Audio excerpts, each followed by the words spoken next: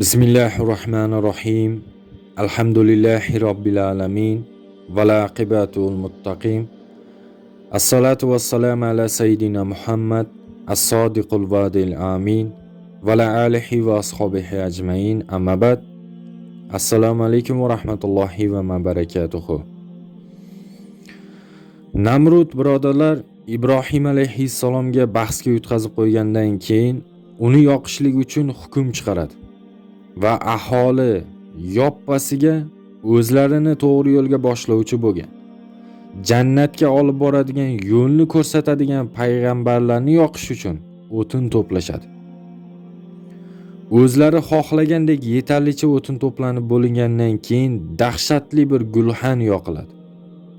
Bu gulxan shunchalik dahshatli ediki, uni ichiga shunchaki Ibrohim alayhissalomni uloqtirishni imkoniyati yo'q edi.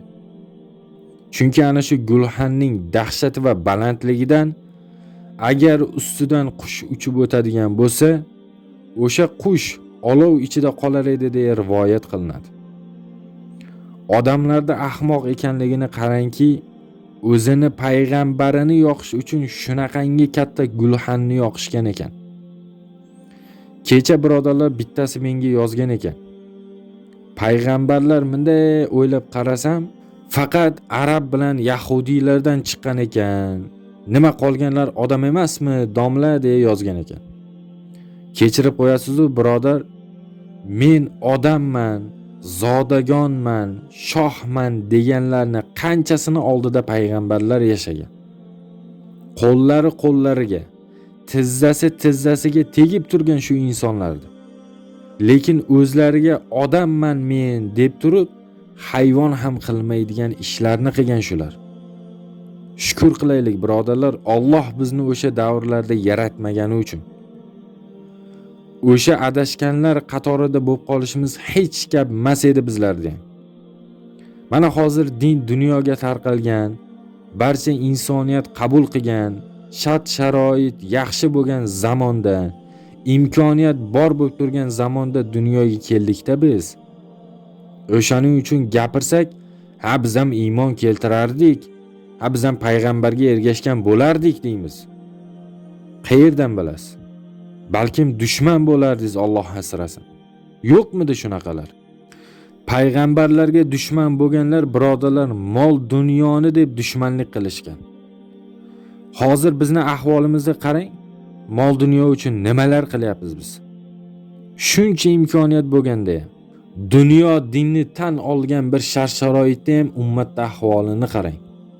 Namozlar to'liq emas, zakotlar chala-chulpa, ro'zalar chala, taqvo faqat internetda. O'zimizda profilimizga diniy mazmundagi chiroyli video joylashda bo'lib qolgan taqvomiz. Kechirib qo'yasiz-u, bir qavmni ichidan payg'ambar chiqishidan oldin o'sha qavm 600-700 ming yillab payg'ambarsiz yashagan.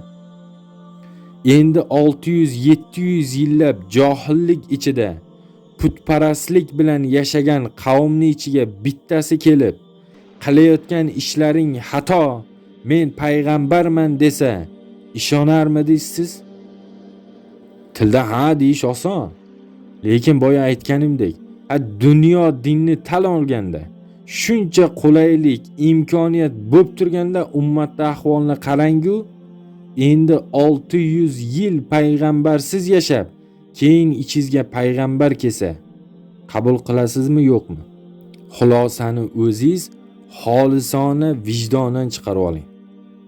Payg'ambarlarni hech kim hech qachon bir dasta gul bilan kutib olmagan. Mana Ibrohim alayhissalomni yoqish uchun odamlar o'tin yig'ishadi. O'sha olovni dahshatidan Hazrati Ibrohim alayhissalomni manjiniq bilan o'tga uloqtirishga qaror qilishadi. Qavmdagilar Ibrohim alayhissalomni qanday qilib olovga otishni maslahat qilishar ekan, yer va osmondagi barcha farishtalar Robbisiga yolvorib iltijo qilishadi. Olamlarda Robbisi bo'lgan Parvardigoro, seni yer yuzida eng ko'p zikr qilgan Ibrohim alayhissalom olovga otilmoqda. U seni biron soniya bo'lsa ham unutmagan bir payg'ambar edi. unga yordam berishimiz uchun bizga imkoniyat berishingni so'raymiz deya duo qilishadi. Rahmdil va oqko'ngil bo'lgan Alloh maloikalariga izn bergach, bir farishta Ibrohim alayhissalomning oldiga keladida, ey Allohning payg'ambari Ibrohim alayhissalom, shamollar meni hukmimga berildi. Agar xohlasangiz mana shu olovni bir lahzada o'chirib tashlayman deydi. Yana boshqa bir farishta keladida, ey Ibrohim alayhissalom, suvlar meni hukmimga berildi. Agar xohlasangiz mana shu olovni bir lahzada o'chirib tashlayman deydi. Yana boshqa bir farishta keladida, ey Ibrohim alayhissalom, tuproqlar meni hukmimga berildi. Agar xohlasangiz shu olovni bir lahzada yerda tubiga ko'maman deydi. Alloh taoloning maloikalari kelib Hazrati Ibrohim alayhissalomga yordam beraylik desa, Ibrohim alayhissalom ularga aytadiki, do'st bilan do'stning orasiga kirmanglar. Ya'ni Alloh bilan meni oramga kirmanglar. Robbim men uchun nimani qismat qilgan bo'lsa, men unga roziman. Agar Alloh meni shu olovdan qutqarsa, u marhamatidandir, lutfidandir. Yo'q, agar teskarisi bo'lsa, bu meni hayotlik chog'imda qilgan xatolarim uchun berilgan mukofotdir. Inshaalloh sabr qilguvchilardan bo'laman deydi. Alloh taoloning do'sti bo'lgan Ibrohim alayhissalomni o't yoqib, seni tiriklayin yoqvoramiz deb tayyor turishganda, qadariga iymon keltirganidan yordamga kelgan maloikalarga aytgan so'zi bo'ladi bu birodarlar. Qavmdagilar va Namrud Ibrohim alayhissalomni manjilik bilan olovga otishga qaror qabul qilishgan edi. Ular Hazrati Ibrohim alayhissalomni ana shu moslama ichiga o'tirg'izib, buyuk gulxan ichiga otishar ekan, Ibrohim alayhissalomni oldiga endi birodarlar, farishtalarning eng ulug'i bo'lgan, farishtalarning eng katta va qudratlisi bo'lgan, farishtalar ichida eng go'zali bo'lgan, farishtalarning imomi hisoblangan Jabroil alayhissalom keladi. Va ey Ibrohim, sizni mendan biron bir tilagingiz bormi deydi. Qarang, eng qudratli farishta kelib, mendan nimanidir xohlaysizmi deyapti. Ibrohim alayhissalomni endi unga bergan javobini qarang. Sizga ey Jabroil deydi. Meni sizga hojatim yo'q. Lekin Robbimga hojatim bor. Ammo unga buni aytishni hojati yo'q. U men bilan birga hozir ham hammasini ko'rib turibdi u deydi. Va birodarlar, katta gulxanga qarata otilgandan keyin havoda uchib ketayotib Ibrohim payg'ambarni o'sha mashhur o'qigan duosi, Hasbinalloh va ni'mal vakil. Alloh bizga yetar. U bizlar uchun qanchalik go'zal vakildir deydi. Va ana shu lahzadayoq Alloh taolo yonayotgan olovga, ey olov, Ibrohimga qarshi sovuq va salomat bo'ling deydi. Rivoyatlarga ko'ra, faqatgina sovuq bo'lishligi buyurilganda, bir onda sovib ketib, sovuqligi Ibrohim alayhissalomga zarar berib qo'yishi mumkin edi deyiladi. Alloh taolo o'z suyukli bandalarini qanday qo'riqlashini bilganidek, bu safar ham o'sha kungi dahshatli gulxanga, ey olov, Ibrohimga qarshi sovuq va salomat bo'ling degan amrni bergan edi. Ibrohim alayhissalom birodarlar, o'sha olov ichiga tushar ekan, uni qo'llari bilan oyoqlarini bog'lash uchun ishlatilgan arqondan boshqa hech narsa kuymagan edi. Ibrohim payg'ambar birodarlar, o'sha olov ichidan butun haloyiqni ko'z o'ngida soppa salomat oyoqlari bilan yurib chiqib keladi ana shu olovning ichidan.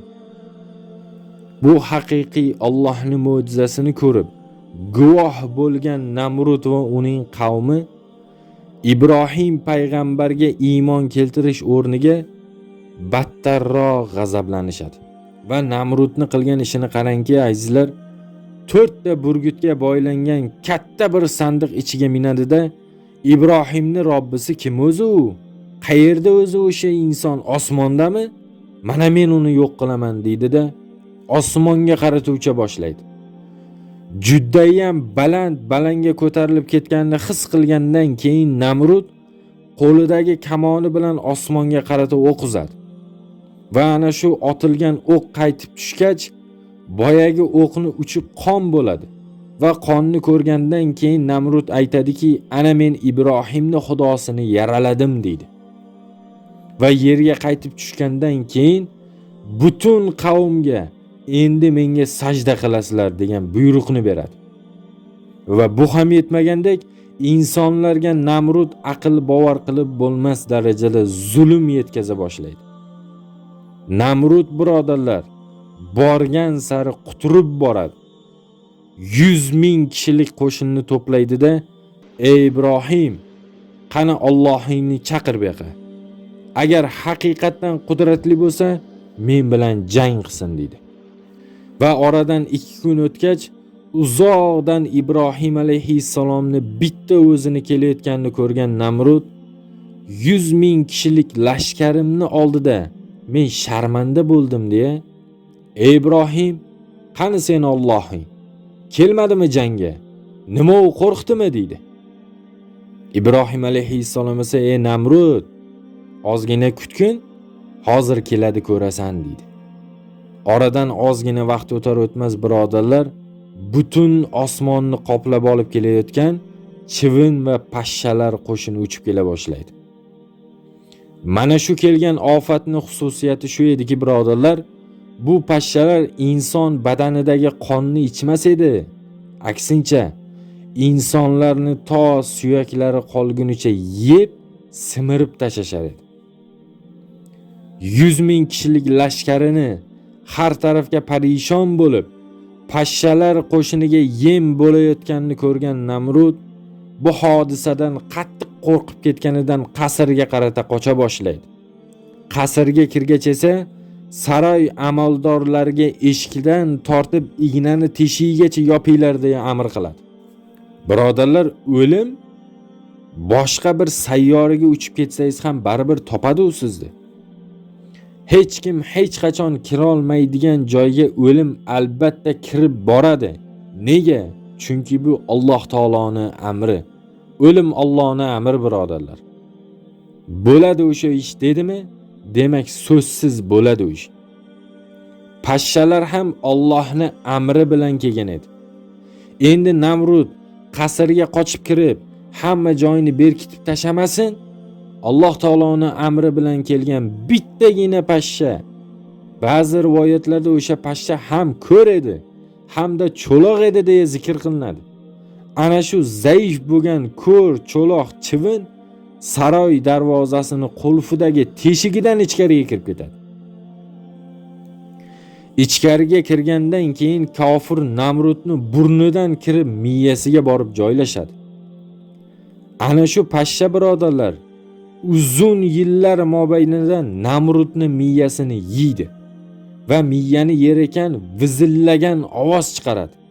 Miyani ichidagi vizilloq ovoz bilan og'riqqa chora topolmagan Namrud, qarab turing birodarlar, boshiga o'z sovutini kiyar ekanda yonidagi soqchisiga qarab turib, "Ur boshimga" der ekan. Bitta zarba tushganidan ozgina jim bo'lar ekan u o'sha pashsha. Lekin ko'p ham o'tmasidan yana o'sha vizilloq ovoz bilan og'riq boshlanar ekan. Alloh taoloning eng buyuk hisob-kitob egasi ekanligini qarangki, Namrud o'sha vaqtda qudratli hukmdor.